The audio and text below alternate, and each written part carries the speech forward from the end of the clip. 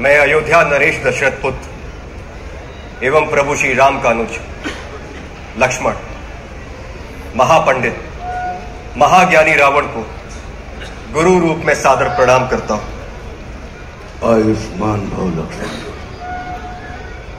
कहो, अपने जीवन की इस अंतिम वेला में मैं तुम्हारे किस हित की पूर्ति कर सकता हूं?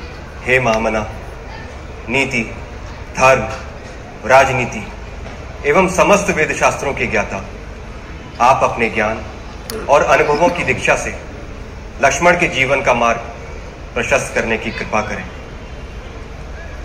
मैं देख रहा हूं लक्ष्मण कि तुम एक योग्य शिष्य की पात्रता लेकर उपस्थित हुए हो। अस्तु, मैं अपने जीवन के कुछ अनुभव तुमसे अवश्य साझा करूंगा। हे सुमित्रा नंदन, अहंकार चाहे सत्ता का हो या सौंदर्य का, शक्ति का हो या भक्ति का,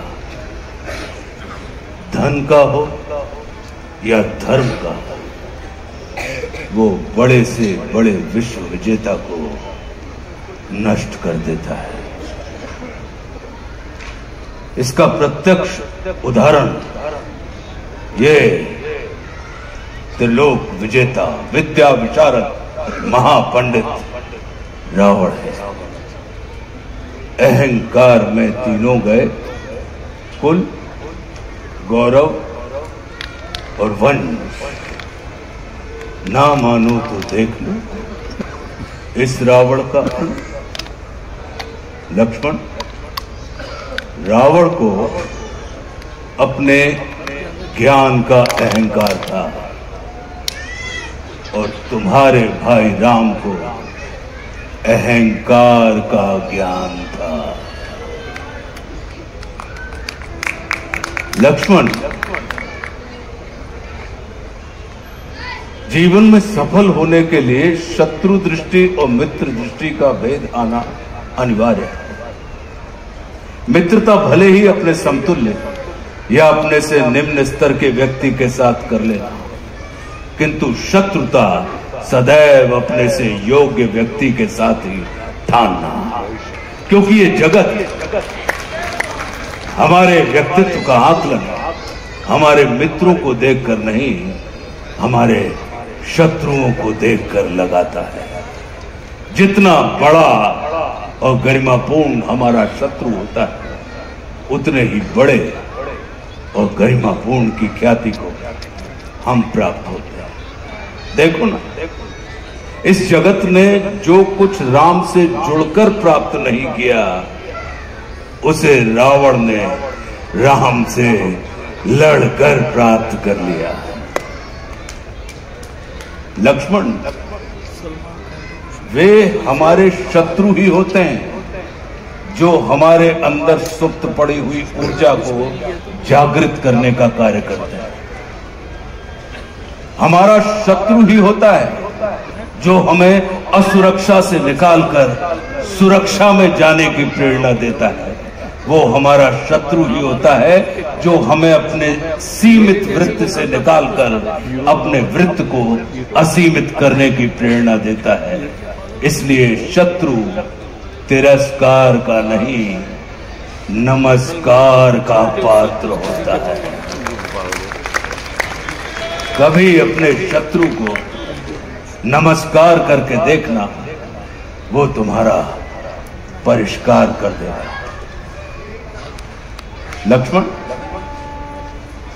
जैसे शरीर को संचालित करने वाला मस्तिष्क आकार में शरीर से बड़ा नहीं होता, गज को संचालित करने वाला अंकुश आकार में गज से बड़ा नहीं होता, वैसे ही व्यवस्था को संचालित करने वाले व्यवस्थापक को कभी भी व्यवस्था से बड़ा नहीं होना चाहिए। ये सारा नीति ज्ञान तुम्हारे भाई श्री राम तुम्हें स्वयं दे सकते थे, किंतु उन्होंने तुम्हें मेरे पास भेजा। जानते हो क्यों? लक्ष्मण, मेरी संस्कृति असुर की है, लेकिन मैं प्रकृति से एक तपस्वी हूं, साधक। और किसी भी व्यक्ति को अपने अंतिम समय में अपनी संस्कृति के अनुसार नहीं, अपनी प्रकृति के अनुकूल कर्म करने चाहिए, तब उसे मृत्यु नहीं, मुक्ति प्राप्त होती है। और राम रावण को मारना नहीं, तारना चाहते हैं। तभी तो उन्होंने मेरे अंतिम समय में मेरी प्रकृति के अनुकूल उपदेशात्मक कर्म करवाकर मेरी मुक्ति के मार्ग को प्रशस्त कर दिया। आने वाले समय में ये जगत कहेगा कि त्रिलोक विजेता, विद्या विशारद, महापंडित रावण की पराजय का एकमात्र कारण है कि उसके पास लक्ष्मण जैसा भाई नहीं था। लेकिन इस जगत को यह स्मरण रखना चाहिए कि लक्ष्मण जैसा भाई प्राप्त करने के लिए व्यक्ति को रावण नहीं, स्वयं राम बनना पड़ता है। सदैव अपने भाई राम के अनुगामी रहना।